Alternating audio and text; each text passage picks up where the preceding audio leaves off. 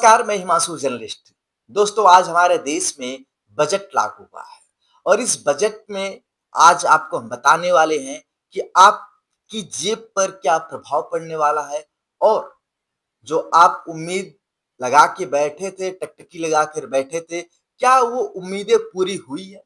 Medical के क्षेत्र में सरकार ने कौन-सी घोषणाएँ की है बजट में? रेलवे के क्षेत्र में, औद्योगिकीकरण के क्षेत्र में, रोजगार के क्षेत्र में क्या कुछ किया है, आज आपको हम बताने वाले हैं। दोस्तों, कहीं मत जाइएगा, चैनल को सब्सक्राइब कर लीजिए। देखिए दोस्तों, हमारे देश में और देश की वित्त मंत्री निर्मला सीतारमण ने रिकॉर्ड 9वीं बार एक महिला के तौर पर देश में आम बजट पेश किया। ये जो बजट पेश किया, निर्मला सीतारमण ने बताया कि यह जो बजट है, ये गरीबों के लिए है। ये गरीबों की सरकार है और गरीबों को बढ़ावा देने के लिए ये सरकार दिन-रात प्रतिबद्ध है और अपने कर्तव्य को पूरा कर रही है। आपको साथियों बताते चलें कि इस टैक्स को अगर हम आसान भाषा में आपको समझाने का प्रयास करें, तो आपको बताते हैं कि जो ये टैक्स है, कर्तव्य पथ पर ये पहला बजट तैयार किया गया है। अभी तक आप सबने देखा होगा कि राजपथ को बदला गया, कर्तव्य पथ, कर्तव्य भवन, सब कुछ बदल दिया गया। मतलब जो गुलामी की एक मानसिकता थी, सरकार उसको बदलने के प्रयास में लगातार आगे है। आपको बता दें कि निर्मला सीतारमण बतौर वित्त मंत्री 9वीं बार इस बजट को पेश करती हैं और गरीबों की सरकार कहती है कि गरीबों की सरकार है और सरकार ने एआई के प्रयोग पर ज्यादा तवज्जो दी है। सरकार ने कहा है कि अगर भारत को 2047 तक विकसित भारत बनाना है, तो उसमें एआई को बहुत महत्वपूर्ण भूमिका निभाना पड़ेगा। वो कब निभाएगी? जब भारतीय उसका प्रयोग करेंगे। तो आइए दोस्तों, शुरू करते हैं बजट से जुड़ी कुछ जरूरी बातें। आपको बता दें कि इनकम टैक्स स्लैब में कोई परिवर्तन नहीं किया गया है और सरकार ने साफ कहा है कि अगर आप विदेशों में अपनी रकम को छुपाते हैं, अगर आप भारतीय और विदेशों में अपनी रकम को आप छुपा रहे हैं, तो सरकार आपके ऊपर कानूनी कार्रवाई करेगी। लेकिन अगर आप जुर्माना के रूप में टैक्स जमा करते हैं, तो आपको कोई दंड नहीं मिलेगा। सरकार ने साफ-साफ कहा है। तो सबसे पहले हम शुरू करते हैं कि सरकार ने इस बजट को क्या नाम दिया। देखिए, सरकार ने इस बजट को युवा बजट नाम दिया है। जी हाँ, सरकार ने जो बजट पेश किया 1 फरवरी 2026 को, इसको युवा बजट का नाम दिया है।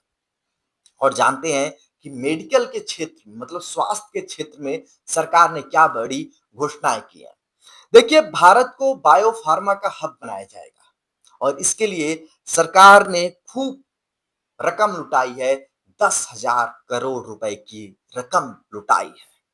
फिर 5 क्षेत्रीय मेडिकल हब बनाए जाएंगे। आप बड़े ध्यान से सुनना, 5 क्षेत्रीय मेडिकल हब बनाए जाएंगे। देखिए, आयुर्वेद भारत की आन बान शान है, भारत की जान है। आयुर्वेद भारत की देन है और सरकार ने आयुर्वेद को बढ़ाने के लिए 3 नए एम्स का निर्माण करेगी और इसके लिए बजट में बाकायदा घोषणा भी किया है। देखिए, आयुर्वेद क्या है?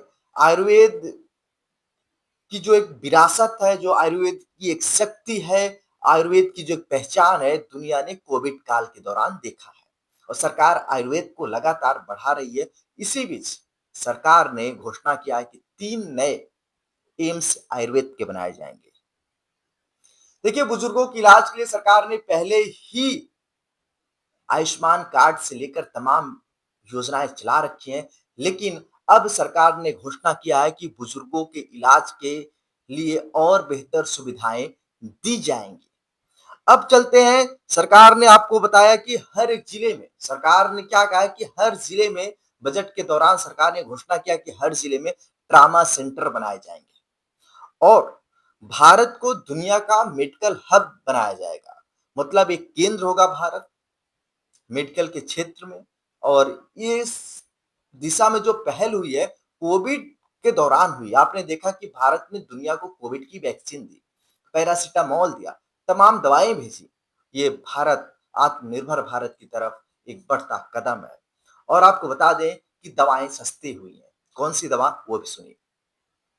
कैंसर की दवा 17 कैंसर की दवाएँ सस्ती हुई हैं, शुगर की दवा सस्ती हुई है और 7 दुर्लभ दवाएँ भी सस्ती हुई हैं। जी हाँ, 7 दुर्लभ दवाएँ भी सस्ती हुई है और पशु चिकित्सा में सरकार ने बड़े बदलाव के संकेत दिए हैं और आपको बता दें कि सरकार ने पूरी तरीके से अगर हम कहें इस बजट का निचोड़ अगर देखें मतलब मेडिकल के क्षेत्र में, तो सरकार ने स्वास्थ्य के क्षेत्र में महत्वपूर्ण ध्यान दिया है और सरकार चाहती है कि स्वास्थ्य में हम किसी दूसरे देश पर निर्भर न रहें, हम अपने आप खुद आत्मनिर्भर रहें। अब चलते हैं दोस्तों औद्योगिकीकरण की तरफ कि सरकार ने उद्योग पर क्या ध्यान दिया है। ये आपको बताते हैं क्या ध्यान दिया है, आप वो समझना। देखिए सरकार ने कहा है कि शहर ही विकास की इंजन है और आपको बता दें सरकार ने ये भी कहा कि विनिर्माण क्षेत्रों में हम तेजी लाएँगे और औद्योगिक विकास को हम बढ़ावा देंगे।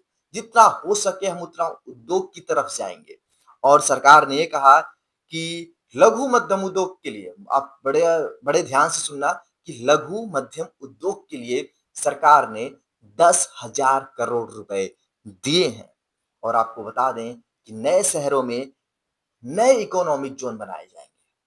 और सेमीकंडक्टर 2.0 के लिए सरकार ने 40,000 करोड़ रुपए इन्वेस्ट करने जा रही है और वहीं आपको बता दें कि 3 नए डेटिकोड कॉरिडोर बनाए जाएँगे और 4 राज्यों में खनिज कॉरिडोर बनाए जाएँगे। फिर से सुनना 4 राज्यों में खनिज कॉरिडोर बनाए जाएँगे और ओडिशा, केरला, छत्तीसगढ़ में माइनरी मतलब माइनिंग कॉरिडोर बनाए जाएँगे। मतलब सरकार उद्योग को बढ़ावा देने के लिए प्रतिबद्ध है। फिर वहीं बता दें कि छोटे उद्योग और परंपरागत उद्योग को भी सरकार बढ़ाने की तरफ अग्रसर है। सरकार कह रही है कि परंपरागत उद्योग जो हैं, रेशम, ऊन, जूट, इन सब को भी हम बढ़ावा देंगे।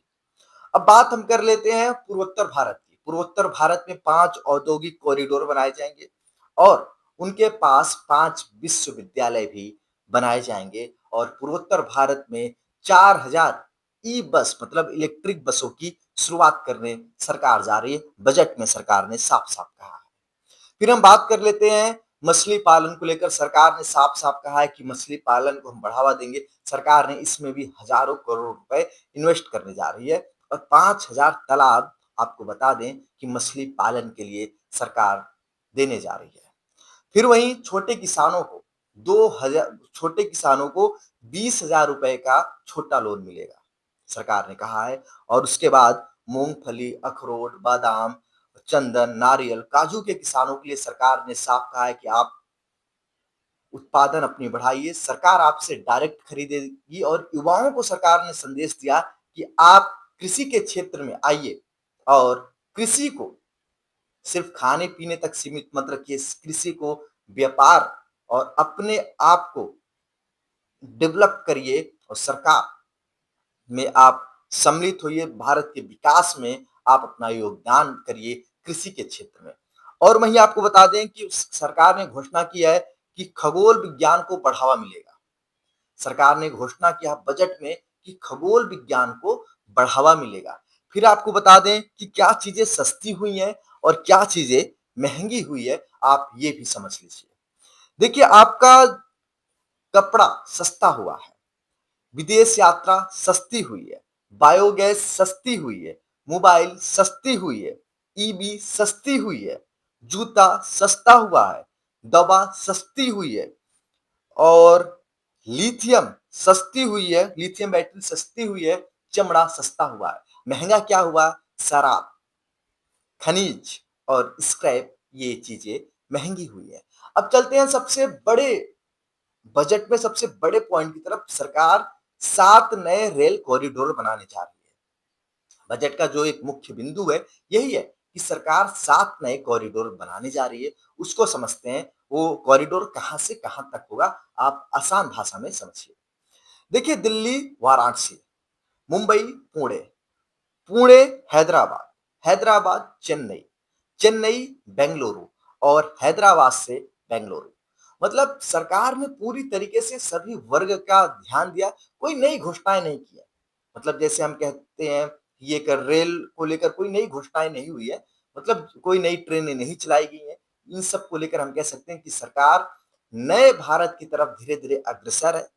क्या आपको लगता है कि सरकार ने जो आम बजट में ये सब चीज़ें दिए हैं, क्या आप इससे सहमत हैं? क्या आप बजट से खुश हैं? क्या आपको उम्मीद थी कि ऐसा ही बजट आएगा?